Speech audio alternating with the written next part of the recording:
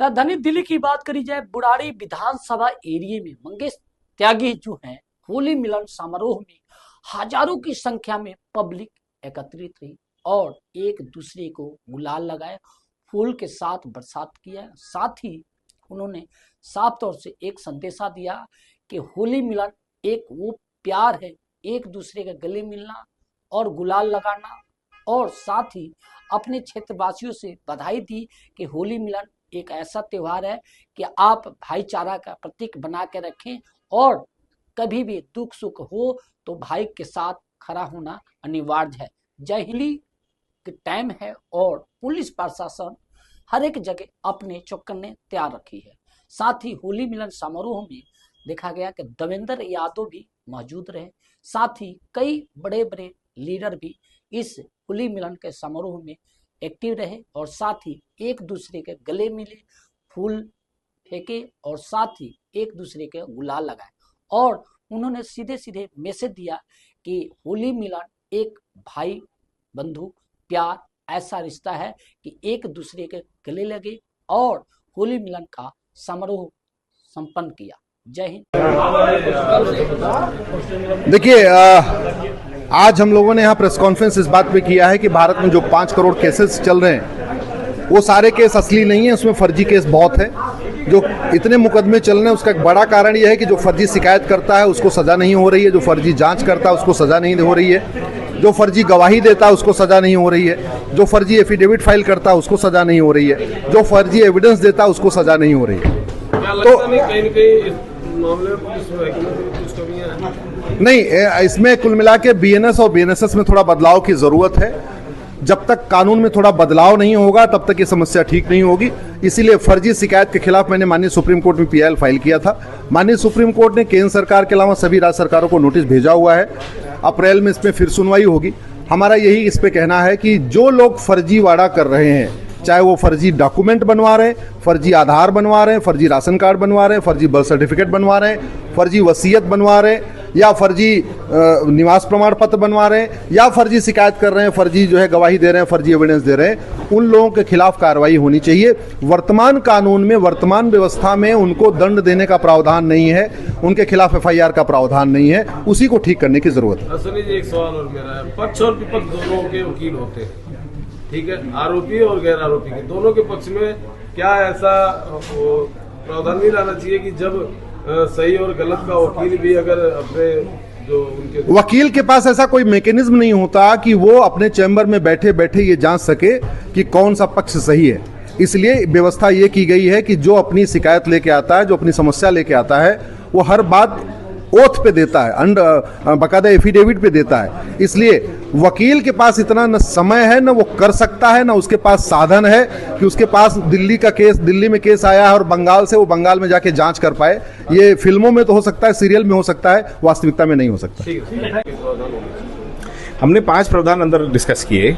सबसे पहले section 215 section 379 जो हमारे बीएनएसएस के अंदर है, उसके अंदर झूठे केसेस में अगर कोई कंप्लेंट है तो उसमें जज को कंप्लेनेंट बनना पड़ता है।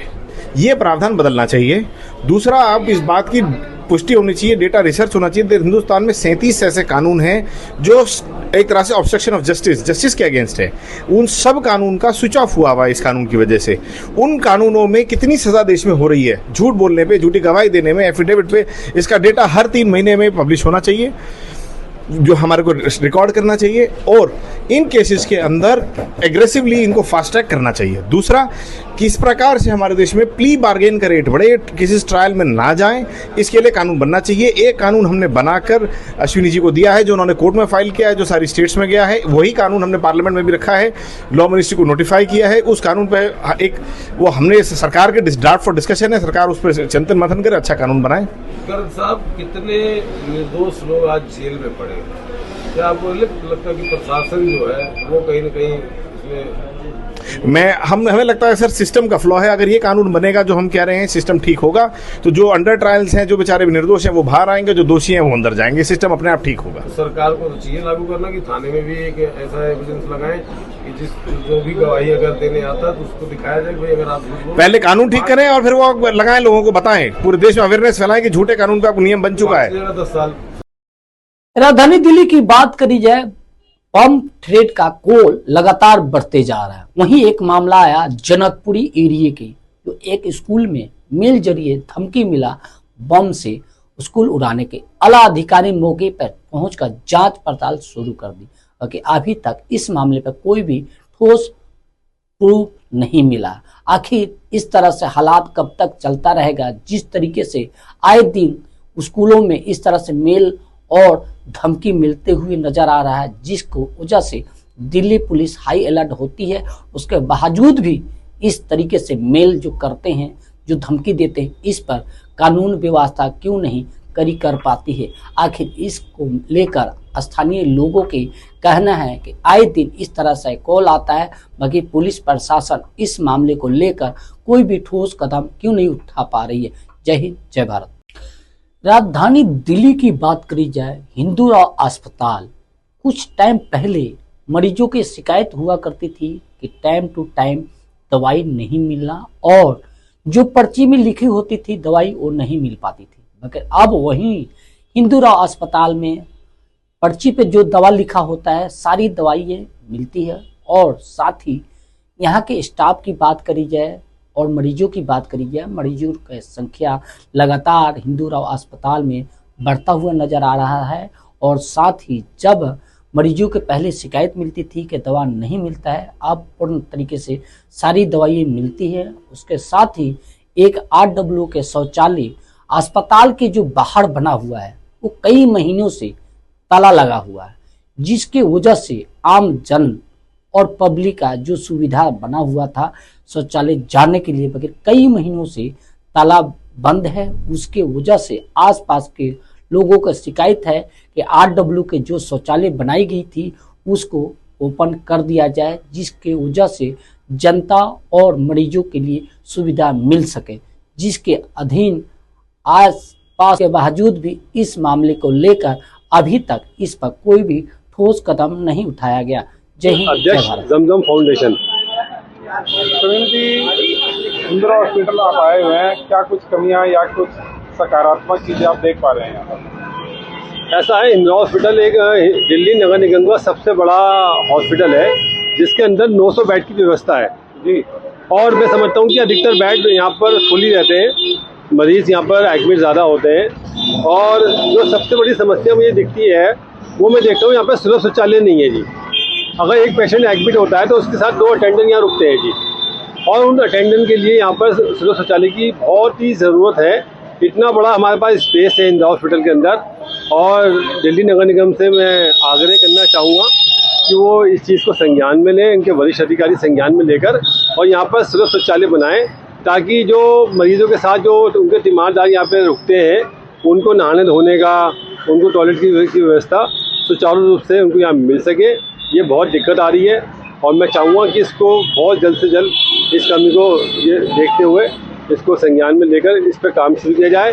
एक छोटा सा सुलभ शौचालय जो है RW ने के फंड से बनाया गया था, जो कि फिजियोथेरेपी सेंटर के बिल्कुल बराबर में बना हुआ है, वो भी कई साल से बंद पड़ा हुआ है।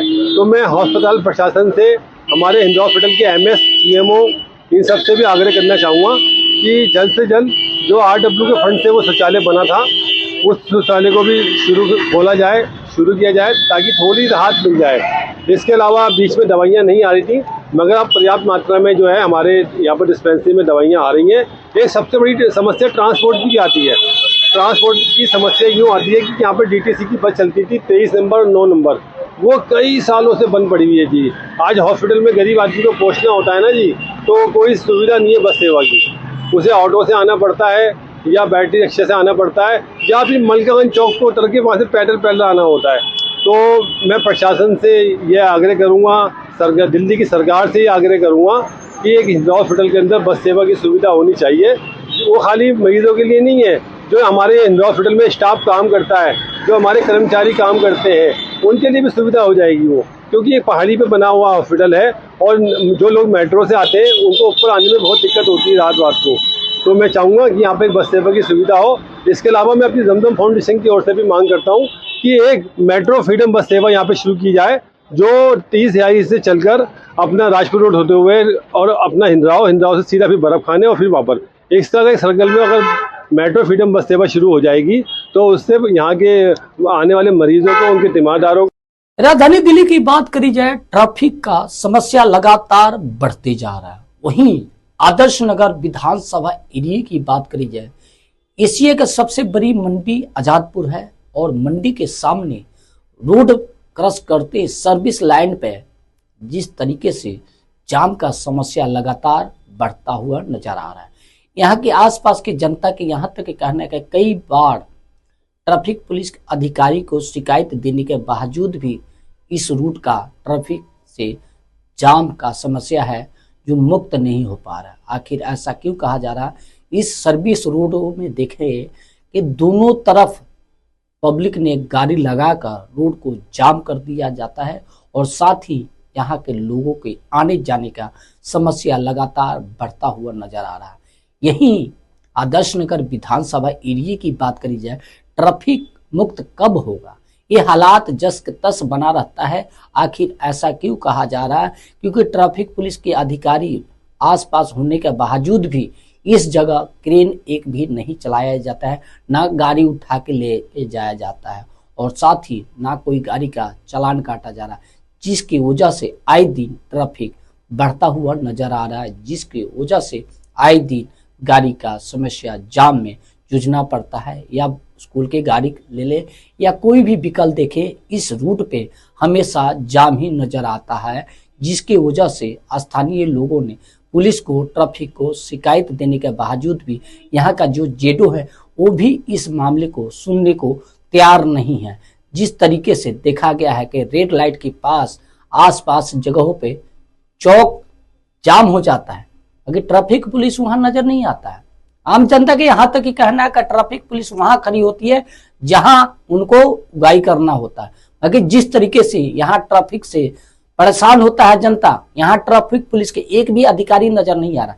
आखिर ऐसा क्यों कहा जा रहा है? लगातार इस ट्रैफिक के जाम से समस्या बढ़ता जा रहा है, मगर इस पर कोई भी अधिकारी सुनने को तैयार नहीं है। जय हिंद, जय भारत।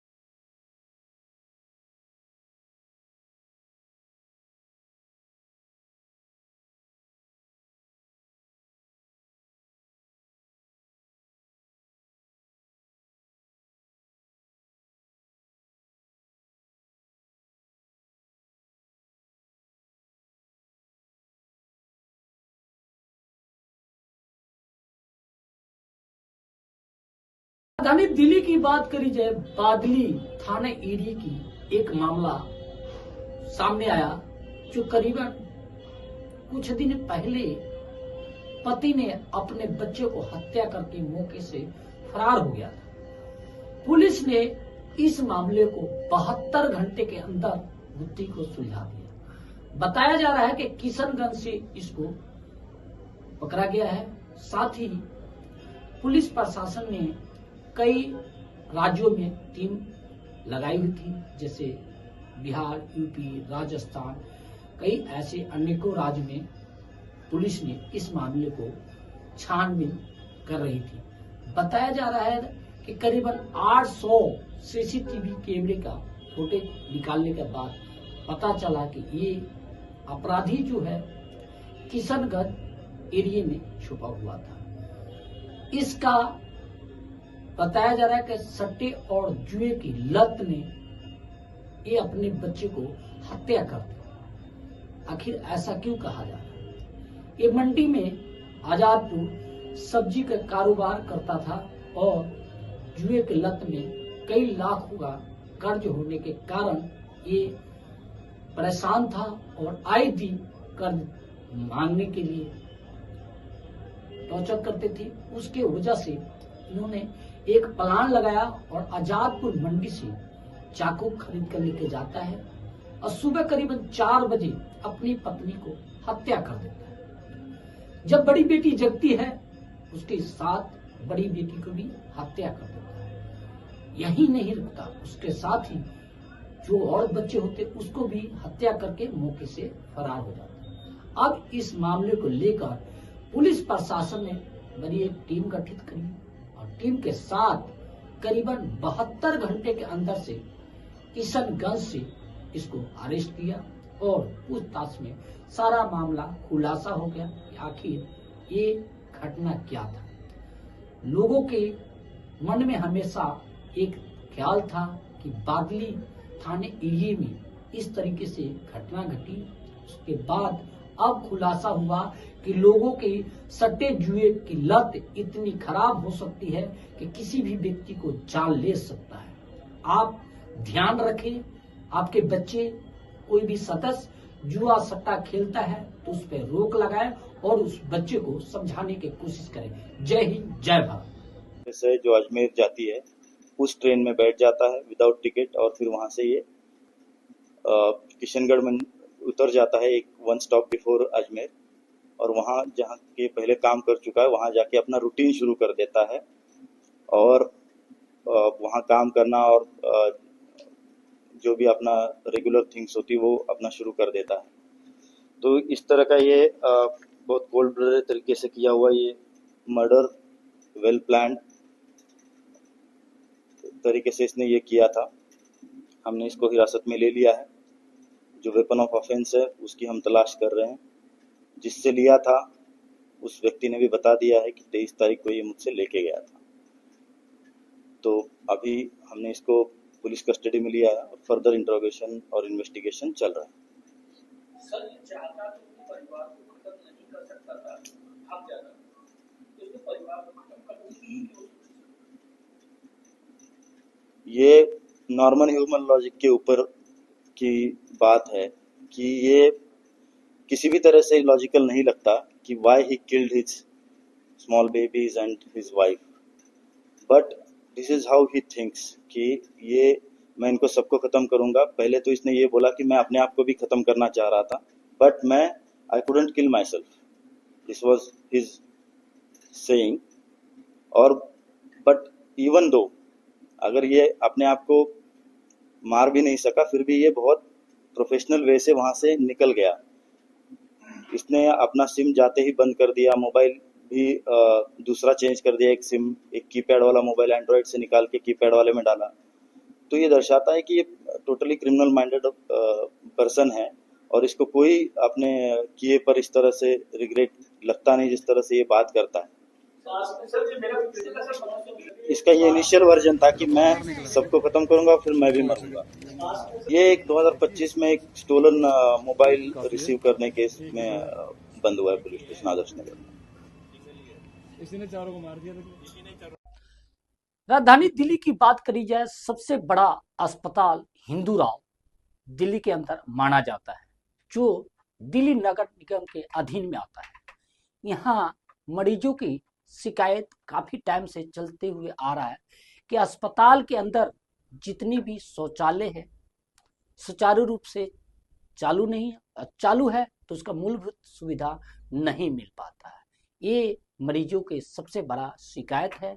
सबसे ज्यादा शिकायत महिलाओं और बुजुर्गों के लिए ये हमेशा बरकरार रहता है, जिसको लेकर कई बार मरीज ने शिकायत की, बाकी जो स्टाफ है उनका टाल मटोल करना हमेशा होता है। साथ ही RW के एक शौचालय बनाया गया हुआ था जो अस्पताल के बाहर, जिसमें हमेशा ताला लगा होता है, जो मरीजों के यहाँ तक ही कहना है कि पहले ये ताला खुला होता था तो अंदर गंदगी होती थी, सफाई नहीं होता था, इसकी वजह से बाहर आ जाते थे, मगर बाहर वाले भी इसी तरह से बड़ा सा ताला लटका हुआ है, जिसको लेकर मरीजों के क्या क्या शिकायतें हैं जो हमेशा करते आ रहे हैं, मगर इस पर अभी तक दिल्ली सरकार की कोई भी ठोस कदम नहीं उठाया गया। वहीं बता दें, हिंदू राव अस्पताल इतने बड़ा होने के बावजूद भी कुछ टाइम पहले मरीजों को दवाई का शिकायत मिलती थी कि टाइम टू टाइम दवाई नहीं मिलता था। अब वही दवाई की बात करी जाए, सुचारू रूप से दवाई मिलता है और साथ ही मरीजों की संख्या देखें तो लाइन में लगाकर पर्ची लेते हैं और दवाई लेते हुए नजर आ रहे हैं। जो मरीजों के यहाँ तक ही कहना है कि कुछ टाइम पहले ये हालात से जूझना पड़ता है। अब दिल्ली सरकार ने कुछ सुविधाएं ऐसी की कि जो दवाई की हालात थी, अब वो दवाई मूलभूत तरीके से मिलना चालू हो गया। साथ ही मरीजों को धन्यवाद किया और साथ ही एक शिकायत भी थी कि जो अस्पताल में सुविधा होना चाहिए, सबसे बड़ा महिलाओं के, बुजुर्गों के, बच्चे के लिए शौचालय के लिए कर, उस पर सरकार को जल्द से जल्द नहीं सही मिल रहा है, एकदम टाइम से दवा मिल गया। लिखिए सारी दवा मिली आपको? जी जी मिल गया। यानी कि जो अस्पताल की जो सेवा है उससे संतुष्ट हैं आप? हाँ जी सर। क्योंकि इंदिरा हॉस्पिटल आए थे आप? हाँ जी। क्या कोई परेशानी को लेकर आए थे, तो क्या रहा हॉस्पिटल में? हाँ, मैं अपने पापा को दिखाने के लिए लेकर आया था। अच्छा, तो इधर दिखाया है और अब नीचे दवाई ले रहे हूँ। अच्छा, दवाएं जो डॉक्टर के द्वारा लिखी गई हैं वो सभी दवाएं आपको मिल गई हैं? हाँ, सभी यहीं से मिली हैं अभी। अच्छा, पहले हुआ क्या करता, अमूमन शिकायत रहा करती थी कि यदि डॉक्टर 5-7 दवा लिख रहे हैं तो उसमें 2 या 3 ही दवा मिला करती थी। हाँ जी। 4 दवा लगभग बाहर से लेनी होती थी। हाँ हाँ, ऐसा होता था? ऐसा होता था पहले। लेकिन अब क्या है, आज मुझे सारी दवाइयाँ मिली हैं, कोई मुझे बाहर से लेने की जरूरत नहीं है। मतलब अस्पताल की सेवाओं से आप पूर्ण रूप से संतुष्ट हैं? हाँ, विशेष रूप से दवाओं के मामले में? हाँ, दवाओं के मामले में 2 बार से मुझे सारी दवाइयाँ मिल रही हैं। क्या प्रशासन को धन्यवाद करना चाहेंगे? हाँ जी, व्यवस्था बदली है। आज मैंने देखा था कि एक नोटिस भी लगा हुआ है कि अगर आपको कोई दवाई ना मिले तो आप इस ऑफिस में आके अपनी आप कंप्लेन दर्ज करा सकते हैं, शिकायत दर्ज करा सकते हैं, जिससे कि आपको मुहैया कराई जाएंगी वो दवाइयाँ। तो ये मुझे बहुत अच्छा लगा कि कुछ जो ऊपर बैठे अधिकारी हैं वो इसका संज्ञान ले रहे हैं कि दवाइयाँ मिल रही हैं कि नहीं मिल रही लोगों को। तो इससे मुझे बहुत अच्छा लगा। इस बार मुझे सारी दवाइयाँ मिल गई, लगभग सारी मिल गई। हाँ जी, अपना इलाज कराने के हाँ जी, हाँ जी, हाँ जी, हाँ जी। दवा मिली है आपको पूरी? हाँ जी, बिल्कुल बिल्कुल पूरी। अमूमन पहले क्या होता था, आज से 6 महीने पहले? बस बढ़िया, थोड़ी सी दिक्कत रहती थी लेकिन हो जाएगा बढ़िया। अच्छा अच्छा, नहीं जैसे दवा जो डॉक्टर ने लिखी है पूरी दवाएं मिली आपको? हाँ जी, हाँ जी, हाँ जी। अच्छा, पहले अमूमन शिकायत क्या रहती थी कि दवाएं पूरी नहीं मिलती? हाँ, पहले थोड़ी सी दिक्कत हो जाती थी, कोई है कोई नहीं है, जैसे थायराइड की है वो नहीं है, वो काफ़ी दवाइयाँ नहीं मिलती थी, अब पूरी मिल रही हैं। तो अब कितनी दवाएं लिखी आपको डॉक्टर ने? 4-5 दवाई लिखी हैं। अच्छा, तो उसमें सभी दवाएं मिल गई? सभी। अच्छा, तो अस्पताल प्रशासन की सेवाओं से बिल्कुल संतुष्ट है। संतुष्ट है जी जी। 55 साल से आ रहे हैं, बिल्कुल फर्स्ट क्लास चल रहा है। अच्छा, अमूमन पहले शिकायत हुआ करती दवाएं पूरी नहीं मिलती? हाँ, अभी 5-7 महीने पहले थोड़ी सी अच्छी दिक्कत। अच्छा, अब कोई दिक्कत नहीं? कोई दिक्कत नहीं। जमजम फाउंडेशन। प्रवीण जी, इंदिरा हॉस्पिटल आप आए हुए हैं, क्या कुछ कमियां या कुछ सकारात्मक चीजें आप देख पा रहे हैं यहाँ पर? ऐसा है, इंदिरा हॉस्पिटल एक दिल्ली नगर निगम का सबसे बड़ा हॉस्पिटल है जिसके अंदर 900 बेड की व्यवस्था है जी। और मैं समझता हूँ कि अधिकतर बेड यहाँ पर फुली रहते हैं, मरीज़ यहाँ पर एडमिट ज़्यादा होते हैं। और जो सबसे बड़ी समस्या मुझे दिखती है वो मैं देखता हूँ यहाँ पर सुलभ शौचालय नहीं है जी। अगर एक पेशेंट एडमिट होता है तो उसके साथ 2 अटेंडेंट यहाँ रुकते हैं जी, और उन अटेंडेंट के लिए यहाँ पर सुलभ शौचालय की बहुत ही ज़रूरत है। इतना बड़ा हमारे पास स्पेस है इंदिरा हॉस्पिटल के अंदर, और दिल्ली नगर निगम से मैं आग्रह करना चाहूँगा कि वो इस चीज़ को संज्ञान में लें, इनके वरिष्ठ अधिकारी संज्ञान में लेकर और यहाँ पर सुलभ शौचालय बनाएं, ताकि जो मरीजों के साथ जो उनके तीमारदार यहाँ पे रुकते हैं उनको नहाने धोने का, उनको टॉयलेट की व्यवस्था सुचारू रूप से उनको यहाँ मिल सके।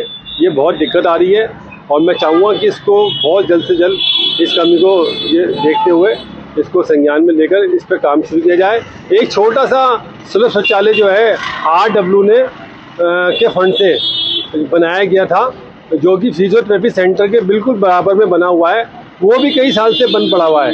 तो मैं अस्पताल प्रशासन से, हमारे हिंदू हॉस्पिटल के MS, CMO, इन सब से भी आग्रह करना चाहूँगा कि जल्द से जल्द जो RW के फंड से वो शौचालय बना था, उस शौचालय को भी शुरू किया जाए ताकि थोड़ी राहत मिल जाए। इसके अलावा बीच में दवाइयाँ नहीं आ रही थी, मगर अब पर्याप्त मात्रा में जो है हमारे यहाँ पर डिस्पेंसरी में दवाइयाँ आ रही हैं। एक सबसे बड़ी समस्या ट्रांसपोर्ट की आती है।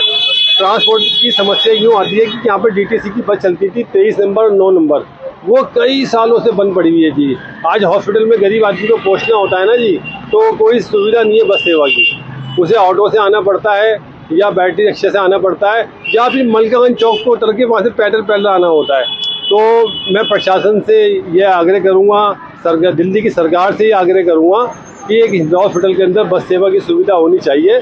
वो खाली मरीजों के लिए नहीं है, जो हमारे हिंदू हॉस्पिटल में स्टाफ काम करता है, जो हमारे कर्मचारी काम करते हैं, उनके लिए भी सुविधा हो जाएगी वो, क्योंकि ये पहाड़ी पे बना हुआ हॉस्पिटल है और जो लोग मेट्रो से आते हैं उनको ऊपर आने में बहुत दिक्कत होती है रात को। तो मैं चाहूँगा कि यहाँ पे एक बस सेवा की सुविधा हो। इसके अलावा मैं अपनी जमजम फाउंडेशन की ओर से भी मांग करता हूँ कि एक मेट्रो फ्रीडम बस सेवा यहाँ पे शुरू की जाए, जो 30 यारी से चलकर अपना राजपुर रोड होते हुए और अपना हिंद्राव से सीधा फिर बर्फ खाने और फिर वापस, इस तरह के सर्कल में अगर मेट्रो फ्रीडम बस सेवा शुरू हो जाएगी तो उससे यहाँ के आने वाले मरीजों को उनके राजधानी दिल्ली की बात करिए, होली मिलन समारोह में संत परमानंद हॉस्पिटल कश्मीरी गेट में मनाया गया था, जो अस्पतालों में डॉक्टर से लेकर पूरा स्टाफ एक दूसरे को गुलाल लगाकर गले लगे और होली मिलन का समारोह को बड़ी धूमधाम से मनाया गया। साथ ही डॉक्टरों के आसपास की पब्लिक के कहना है ये होली मिलन ऐसा है कि भाईचारा का प्रतीक आगे बढ़ाने का काम करता है। साथ ही जो भी व्यक्ति का मन में गले शिकवा होता है उसको गुलाल लगाकर उसको गले मिलते हैं और साथ ही होली मिलन का समारोह मनाया। जय हिंद, जय भारत। मेरा नाम कर्नल संजय कुमार सिंह है। मैं संत परमानंद हॉस्पिटल का चीफ एग्जीक्यूटिव ऑफिसर हूँ। ये होली मिलन का समारोह है जिसमें कि हम अपने मरीजों को, आपको पता होगा ये संत परमानंद हॉस्पिटल जो है joint replacements, knee joint, hip joint में ये बहुत पायनियर रहा है और बहुत सारे रोबोटिक सर्जरी भी यहाँ पर सबसे पहले दिल्ली में शुरू हुए थे। तो ये मौका है, जो हमारे पुराने मरीज हैं जिनकी सर्जरी हो चुकी है वो कैसा कर रहे हैं, क्या कर रहे हैं, वो क्या कहना चाहते हैं, उनको बुला करके उनसे एक इनफॉर्मली इंटरैक्ट करने का। देखिए जो इम्प्रेशन आमतौर पर जो जन साधारण में ये सर्वविदित है कि हॉस्पिटल ने इलाज कर दिया और भेज दिया और उसके बाद कोई उसकी खोज खबर नहीं ली जाती है। हम उनमें से नहीं है, हम उतना ही करते हैं जितना जरूरी है, केयर विद एथिक्स, और पेशेंट्स का हम पूरा फॉलो अप करते हैं। और ये होली मिलन समारोह जो है, आपने देखा होगा आगे जो बैठे हुए हमारे 10-15 नी रिप्लेसमेंट के पेशेंट्स वाले बैठे, देखा होगा कार्डियक पेशेंट्स बैठे हुए हैं, इन सब का इलाज यहाँ पर हो रखा है और वो यहाँ पर हमसे इनफॉर्मली इंटरेक्ट करने के लिए आए हुए। इसका उद्देश्य है। तौर पर कौन आ रहे हैं इस प्रोग्राम में? आधिकारिक तौर पर तो 4 लोग आने थे जिनका कि आप लोग फोटो देख ही रहे हैं, लेकिन अभी कंफर्मेशन नहीं है कि वो आएंगे कि नहीं आएंगे, अभी उसका कंफर्मेशन नहीं है।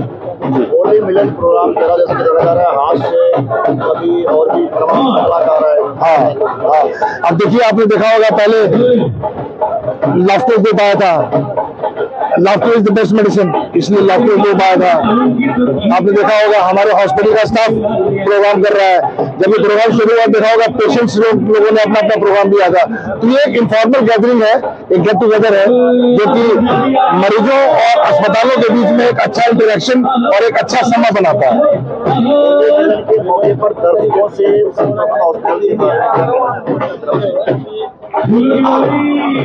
देखिए होली का जो त्योहार है वो त्योहार दिल खोलने का है, आपस में मिलने का है, और मरीज और अस्पताल के संबंध में कि भाई अस्पताल आप भी अपना दिल खोल दीजिए, मरीज आप भी अपना दिल खोल दीजिए, तसल्ली से बात कीजिए, आपकी जो परेशानी हमें बताइए, और जिससे कि हम आपका अच्छा ध्यान रख सकें। और ये एक अच्छे अस्पताल की पहचान है कि जब मरीज चला जाता है उसके बाद भी आप उसको बुलाते हैं, वरना आमतौर पर आप देखेंगे कि जब इलाज हो गया तो उसके बाद कोई चिंता नहीं करता है।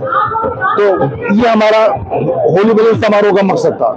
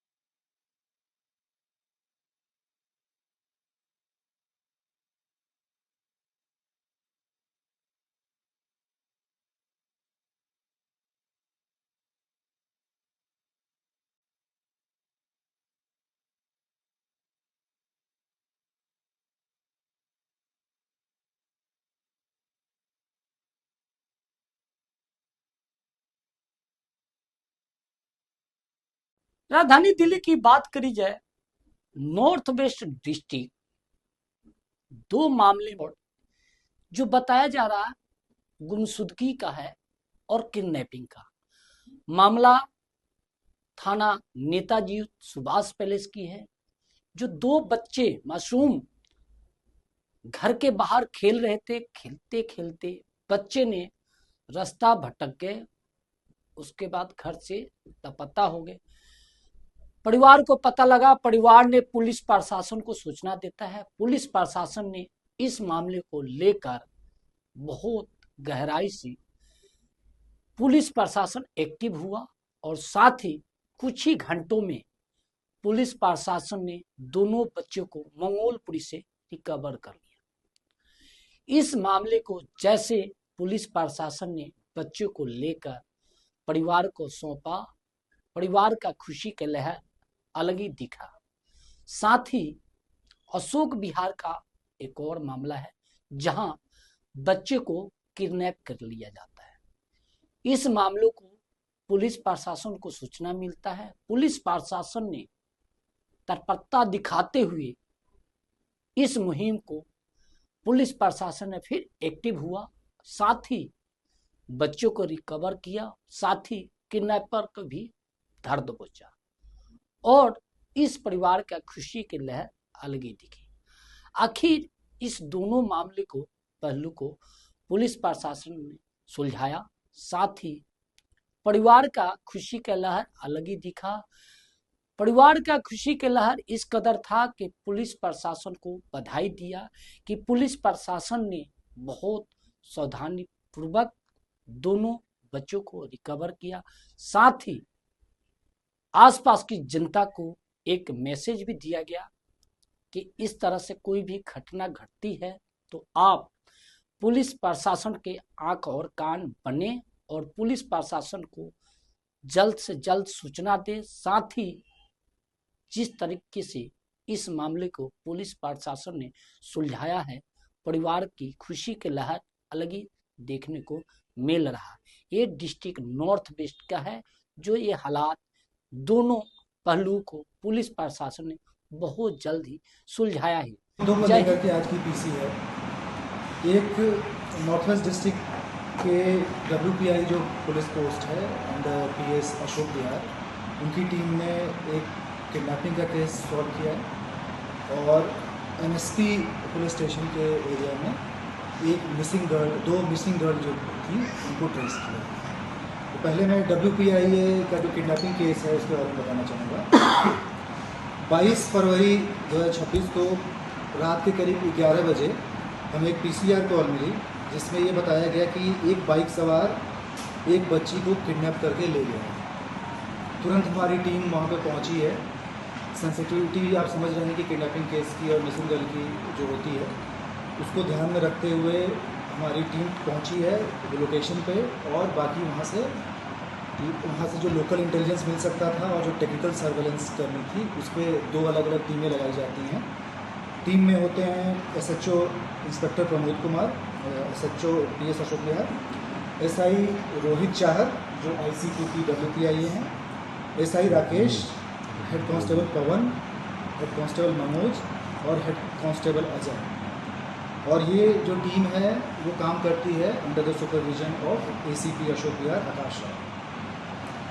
जो इन्होंने काम किया है, प्रॉम्प्टली काम किया है, क्योंकि 11 बजे रात की ये घटना बताई गई और कॉल आई थी। इन्होंने बिना कोई समय गंवाए तुरंत वहाँ से लोकल इंटेलिजेंस पता करने की कोशिश करी और CCTV कैमरे जो थे एरिया के उसको देखा है।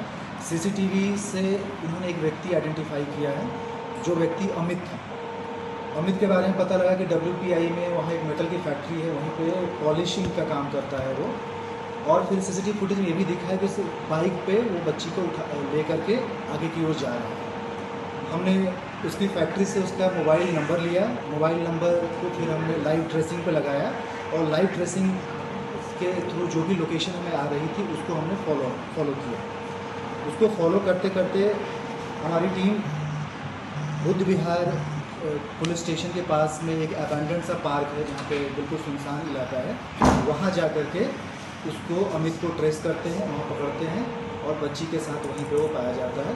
वहाँ से बच्ची को सुकुशल वहाँ से हम रेस्क्यू कराते हैं, अमित को गिरफ्तार किया जाता है और पुलिस की इस एफर्ट के कारण विद इन 1.5 घंटे के अंदर 90 मिनट्स के अंदर आप समझेंगे कि 10 किलोमीटर का एरिया है यहाँ से जो WPI का, जहाँ से बच्ची को किडनैप किया गया था और जहाँ से उसको ट्रेस किया गया था। ये पूरा ऑपरेशन 1.5 घंटे का चला है थ्रू लाइव लोकेशन। इसको देखते हुए वहाँ की जो पब्लिक थी, जिन्हें पता लगा कि इस तरह का इंसिडेंट हुआ है और पुलिस ने तुरंत प्रॉम्प्ट एक्शन करके बच्ची को फिर से रेस्क्यू करा दिया है, तो करीब 500 लोग वहाँ पे जमा भी हो जाते हैं और दिल्ली पुलिस के इस काम को अप्रिशिएट भी करते हैं, जिसकी सोशल मीडिया पे भी वो फुटेज वगैरह सर्कुलेट किए गए हैं और आपको भी वो दे दिया जाएगा उसका। तो 3 साल की बच्ची थी। ये 24 तारीख और 25 तारीख की इंटरवेनिंग नाइट में हमें सूचना मिलती है कि 2 बच्चियाँ लापता हैं। ये जो एरिया शकूरपुर का WZ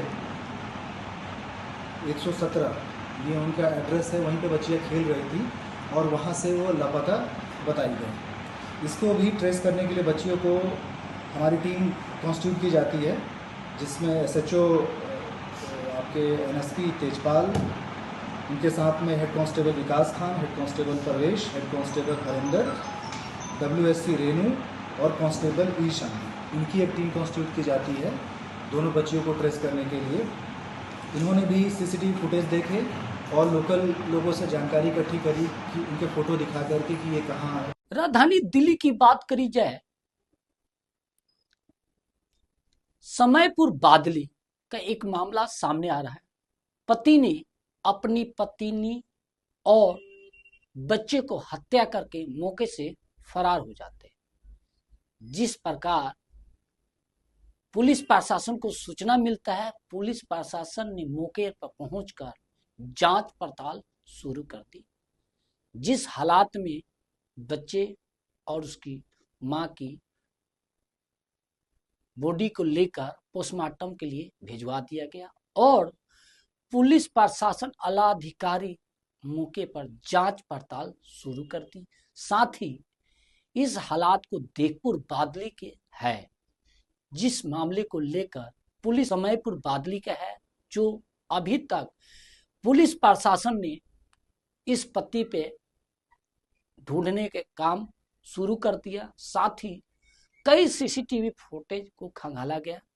अभी तक पुलिस प्रशासन इस मामले को लेकर बड़ी गहराई से जांच पड़ताल शुरू कर दी है। आखिर ये हत्या करने के पीछे का राज क्या है, आखिर हत्या क्यों किया गया, इस मामले को लेकर पुलिस प्रशासन ने गहराई से जांच पड़ताल शुरू कर दी और अपराधी को जल्द से जल्द पकड़ने की दावा ठोक रही है पुलिस प्रशासन। जय हिंद। अभी तक कोई सामने वजह नहीं आई है, बट रात को इनका एक झगड़ा हुआ है 9-10 के करीब, इतना हमें पता चला। 8:07 पे PCR की कॉल हुई थी और तुरंत पुलिस ने मौके पर आके, ये मूलतः बिहार से रहने वाले हैं, ये किराए पर यहाँ पे रहते हैं और ये वेजिटेबल वेंडर का काम। राजधानी दिल्ली की बात करी जाए, आदर्श नगर थाना आजादपुर गांव के RW के प्रधान और पब्लिक ने एक विरोध प्रदर्शन निकाला, जिसको कैंडल लेकर लोगों के जागरूकता कराया कि यहाँ जो आजादपुर गांव है, जो नशेड़ियों का अड्डा बना होता है और लगातार क्राइम बढ़ते जा रहा है। इसके वजह से इन्होंने थाने अधिकारी और पीट अफसरों के सीधे सीधे चेतावनी दिया गया कि आप अभी भी सुधर जाइए, क्योंकि एरिया में क्राइम ज्यादा हो रहा है। उसके वजह से गांव के लोग और RW के प्रधान पब्लिक ने साथ दिया और साथ ही आजादपुर गांव में पूरे गली गली कैंडल मार्च निकाला। उसके साथ ही लोगों के यहाँ तक कहना है कि इस एरिया में लगातार क्राइम बढ़ते जा रहा है और पुलिस प्रशासन कार्रवाई नहीं कर पा रहा है। इन लोगों का सीधे सीधे आरोप है, आखिर पुलिस प्रशासन आखिर कार्रवाई क्यों नहीं कर पा रहा। देखने वाली बात यह है कि राजधानी दिल्ली के आदर्श नगर थाना एरिया में जो आजादपुर गांव लगता है, आए दिन इस एरिया में चाकूबाजी, हत्या आए दिन होते रहती है, चोरी, स्नैचिंग, गाड़ी चोरी। इस मामले को लेकर RW के प्रधान ने सब जगह लेटर लिखा। लेटर देने के बावजूद आज उन्होंने कैंडल मार्च निकालकर साफ तौर से उन्होंने चेतावनी दे दी कि अब पुलिस प्रशासन इस मामले को लेकर जल्द से जल्द कार्रवाई की जाए, नहीं तो अगला कदम बड़ा धरना प्रदर्शन हो सकता है। जय हिंद, जय भारत। मेरा नाम राजेश गौड़ है, मैं आरडब्ल्यू का प्रेसिडेंट हूँ। राजेश जी, आज का जो ये कार्यक्रम है, सबसे पहले ये स्पष्ट कीजिए कि आज का कार्यक्रम जागरूकता अभियान है या विरोध प्रदर्शन? ये विरोध प्रदर्शन है। जैसे कि आपको हमने पुलिस को भी यही लिख के दिया है कि इनकी कार्रवाई से आरडब्ल्यू संतुष्ट नहीं है। गरीब पिछले कई महीनों पहले दीपक नाम के आदमी की चाकू मार कर हत्या कर दी गई, 24 चाकू मारे गए। कार्रवाई जो कि उसमें नाबालिग बच्चों को दिखाया गया, उसका हमारे को ज़्यादा संज्ञान नहीं है कि कब बेल हुई, कौन से पकड़े गए, हमें दिखाया गया। दूसरी बात, अभी हाल ही में मेट्रो स्टेशन के नज़दीक छीना झपटी वारदात हुई है। चाय की दुकान, जो चिन्नी की दुकान है T10 के सामने 6 दिन पहले लोगों को चाकू दिखाया गया। अभी हाल ही में किशन सैनी, उनको मात्र 3 रुपए के ऊपर चाकू मारा गया और उनकी डेथ होगी चिकित्सा के दौरान। अब इस बढ़ते हुए क्राइम के संज्ञान में हमने डीसीपी साहब को, एसीपी साहब को, एलजी साहब को और मुख्यमंत्री को लिखित रूप में पत्र दिए 2 दिन पहले। उनका अभी कोई जवाब नहीं आया। हम आज दिल्ली पुलिस से ये मांग करते हैं कि जिस तरीके से क्राइम बढ़ रहा है उसको रोकने के लिए ये क्या कर रहे हैं हमें नहीं पता होता। पुलिस सहयोग कर रही है इसमें? अब सहयोग के जितना क्राइम रेट आप खुद देख लीजिए ना, कितना क्राइम हो रहा। अगर सहयोग होता है, हमें सिर्फ ये बताया गया था कि आरडब्ल्यू के साथ आपकी मीटिंग है, वो भी शॉर्ट नोटिस पे। अभी हमको तो महीने में बुलाओ। आप क्या उम्मीद करते हैं दिल्ली पुलिस से? ऐसी समस्या, मतलब पुलिस से क्या चाहते हैं? मैं ये चाहता हूँ, जैसे ये कहते हैं कि भाई बैड एलिमेंट्स आपके गाँव के ही हैं, किराएदार है।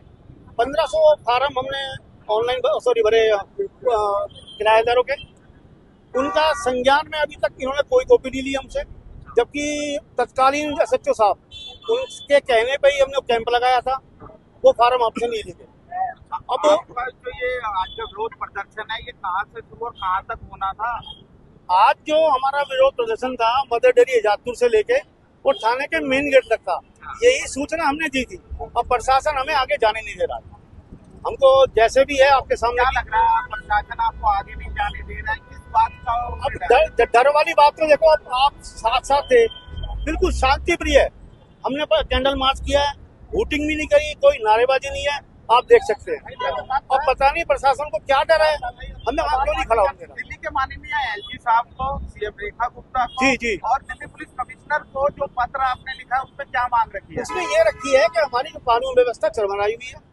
हम चाहते हैं या तो इनका स्टाफ बढ़ाया जाए, और नहीं बढ़ाया तो स्टाफ चेंज करके देखा जाए। अगर भैया इनके पास कंट्रोल नहीं है तो किसी दूसरे को मौका दिया जाए। इस संदर्भ में 2-3 बारी पहले बात हुई हमारी एसीपी साहब से, एसीपी साहब से और SHO साहब से। हमारे गांव में मीटिंग भी हुई है, जन संवाद भी हुआ है, आश्वासन लेके गए थे।